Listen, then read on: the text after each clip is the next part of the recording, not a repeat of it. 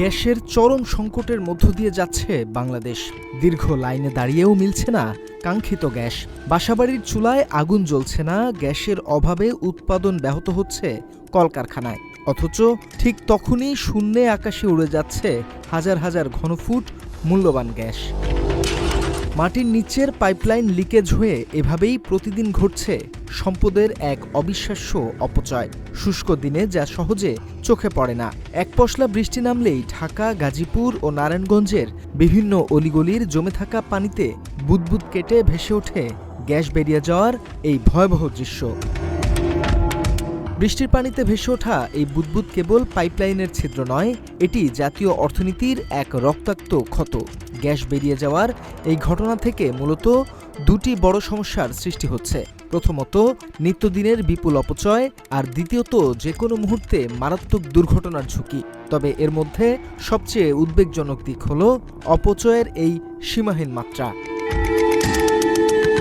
বিশেষজ্ঞদের মতে, প্রতিদিন পাইপলাইনের লিকেজ ও সিস্টেম লসের মাধ্যমে যে পরিমাণ গ্যাস বাতাসে মিশে যাচ্ছে তা যদি কার্যকরভাবে রোধ করা যেত, তাহলে বাংলাদেশে কোনো গ্যাসের সংকটই থাকত না।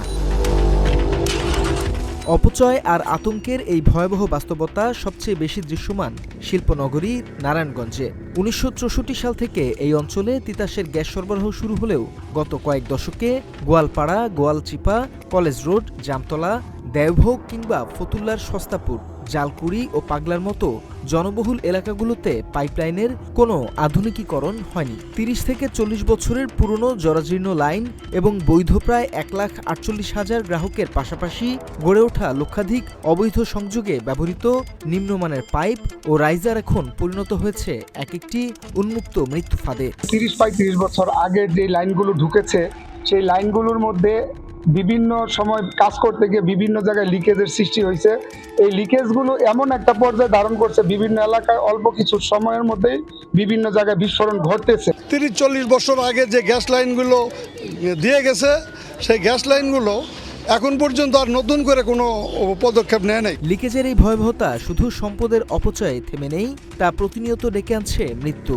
বিভিন্ন সূত্র ও গণমাধ্যমের তথ্যানুসারে চলতি বছরের প্রথম ৫ মাসেই জেলায় ৩৫০র বেশি অগ্নিকাণ্ড ও বিস্ফোরণের ঘটনা ঘটেছে। গত ৩ মাসেই অন্তত ৩০ জন দগ্ধ হয়েছেন, আর চিকিৎসাধীন অবস্থায় প্রাণ হারিয়েছেন ৭ জন। ২০২০ সাল থেকে হিসাব কষলে শুধু গ্যাস বিস্ফোরণেই নারায়ণগঞ্জে ঝরে গেছে প্রায় ১০০ তাজা প্রাণ। গত ১০ ও ১১ মে ফতুল্লার উত্তর ভুইঘর ও লাকিবাজারে গ্যাস লিকেজ থেকে ঘটা পরপর দুটি বিস্ফোরণে একই পরিবারের সদস্যসহ বেশ কয়েকজনের প্রাণহানি ঘটে। বাদ যায়নি শিল্পাঞ্চলও। গত ১৩ মে সোনারগাঁওয়ে একটি কারখানার ক্যান্টিনে জমে থাকা গ্যাসের বিস্ফোরণে দগ্ধ হন ১২ জন কর্মকর্তা কর্মচারী, যার মধ্যে ২ জনের মৃত্যু হয়। এমনকি ১৪ জুলাই কুতুবপুরে লাইন মেরামতের সময় স্বয়ং তিতাসের ৪ জন শ্রমিক বিস্ফোরণে দগ্ধ হন। জানালাও ভেঙে গেছে গা, ব্যাক হয়ে গেছে গা, দরজা সাইডটা একবারে মিলে গেছে গা, জানা দরজা দিয়ে বাইরে আইব, ওটা দরজা ইলাকারি হয়ে গেছে গা। এবার ধরে বাইরেতে পারে না, চালু পরে ধরে সবার মুখটা ঘুরিয়ে গেছে গা। ঘরে দরজা ভাঙ্গা, জানলা ভাঙ্গা, হ্যাঁ, আর ওই মানুষটি ভিতর থেকে আস্তে আস্তে বাইরানোর চেষ্টা করতেছে। বাত ব্যথা, প্যারালাইসিস কিংবা আর্থ্রাইটিস, আধুনিক প্রযুক্তি ও অভিজ্ঞ বিশেষজ্ঞদের সমন্বিত চিকিৎসার নির্ভরযোগ্য নাম ডিপিআরসি। গ্যাস বিস্ফোরণে হতাহতের সুনির্দিষ্ট কোনো পরিসংখ্যান না থাকলেও জেলায় প্রতিনিয়তই এ ধরনের দুর্ঘটনা ঘটছে বলে জানিয়েছে নারায়ণগঞ্জ ফায়ার সার্ভিসের উপসহকারী পরিচালক আব্দুল্লাহ আল আরফিন। এটা হলো যেমন দেখা যাচ্ছে যে আমরা যে মেসেজটা যখন যেটা পাই, আমরা যে দেখা যাচ্ছে যে ৪ জন পুড়ে গেছে, আমরা দেখা যাচ্ছে যেটা হাসপাতালে পৌঁছে দিলাম, আমাদের কাছে লেখা থাকে যেটা আমরা রেসিভ করছি ওইটা লেখা থাকে, পরবর্তীতে হাসপাতালে যায় মারা গেছে, পরে এটা আমাদের কাছে কোনো কাউন্ট থাকে না। ফায়ার সার্ভিস ও নগর পরিকল্পনাবিদদের অনুসন্ধানে দেখা গেছে অপরিকল্পিতভাবে লাইন স্থাপন, জরাজীর্ণ পাইপ এবং বাসাবাড়ির রান্নাঘরে পর্যাপ্ত ভেন্টিলেশন বা বাতাস চলাচলের ব্যবস্থা না থাকাই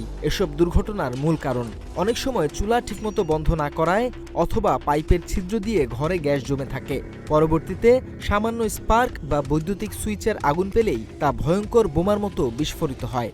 এখন তো অনেকেই গ্যাস সিলিন্ডার ব্যবহার করে, দেখা যাচ্ছে যে আপনার আবার গ্যাসের লাইনও আছে। এই গ্যাসগুলো যখন তারা ব্যবহার করে, দেখা যাচ্ছে যে এখানে চুলাটা রাখছে সেখানে কোনো ভেন্টিলেশন নাই, জানালাগুলো বন্ধ থাকে, আর বিশেষ করে কাজ ইয়েগুলো ঘটে বেশিরভাগ ক্ষেত্রে দেখা যাচ্ছে ভোরের দিকে। সচেতনতামূলক প্রচার বাড়ানোর পাশাপাশি ব্যবহারকারী ও সংশ্লিষ্ট কর্তৃপক্ষকে সতর্ক হওয়ার আহ্বান ফায়ার সার্ভিস ও সিভিল ডিফেন্সের।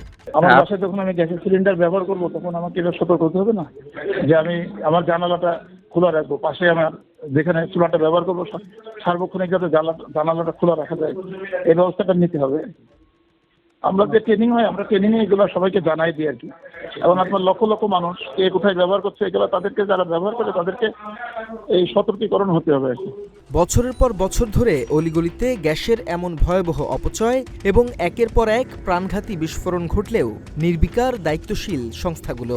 স্থানীয় বাসিন্দারা বারবার অভিযোগ জানালেও স্থায়ী সংস্কারের বদলে খবর পেলে কেবল জরুরি দল পাঠিয়ে সাময়িক জোড়াতালি দিয়েই দায় সারার অভিযোগ রয়েছে কর্তৃপক্ষের বিরুদ্ধে। সেই কমপ্লেন জানাইছে, হেরা কোনো কিছু করে নাই বাবা, পট্টুটি মাইরা জোড়া লাগাইছে হেরা, আর ছোট লিকেজ সেগুলি কোনো কাজ করে নাই। পাইপলাইনের এই সীমাহীন অপচয় এবং লিকেজ থেকে ঘটা দুর্ঘটনার বিষয়ে জানতে চাওয়া হলেও তিতাস গ্যাস কর্তৃপক্ষের কোনো কর্মকর্তা ক্যামেরার সামনে কথা বলতে রাজি হননি। সমস্যার সমাধান করে দেয় যেন গ্যাসটা অপচয় না হয়। দায় এড়ানো আর নীরবতার এই সংস্কৃতিতে একদিকে যেমন শূন্যে উড়ে যাচ্ছে জাতীয় সম্পদ, অন্যদিকে চরম ঝুঁকিতে দিন কাটাচ্ছে দেশের মানুষ। দেশের মূল্যবান খনিজ সম্পদ যখন ঘাটতির কারণে বিদেশ থেকে চড়া মূল্যে আমদানি করতে হচ্ছে, তখন মাটির নিচে পাইপলাইনের হাজারো ছিদ্র দিয়ে তা বাতাসে উড়িয়ে দেওয়ার কোনো সুযোগ নেই। ঢাকা, গাজীপুর ও নারায়ণগঞ্জ সহ ঝুঁকিপূর্ণ এলাকার পুরনো সঞ্চালন লাইনগুলো আধুনিক প্রযুক্তির মাধ্যমে চিহ্নিত করে স্থায়ী সংস্কার করা না হলে গ্যাসের সংকট যেমন কাটবে না, তেমনি থামানো যাবে না লিকেজের এই মৃত্যুর মিছিল। বাতাসে উড়ে যাওয়া এই গ্যাস শুধু জ্বালানি নয়, এটি দেশের অর্থনীতি ও সাধারণ মানুষের নিরাপত্তার সরাসরি চালিকা শক্তি। কর্তৃপক্ষের নীরবতা ভেঙে কবে নাগাদ এই অপচয় ও মৃত্যু ফাঁদের স্থায়ী সমাধান হবে, সেটাই এখন দেখার বিষয়। বাংলা এডিশন, ঢাকা।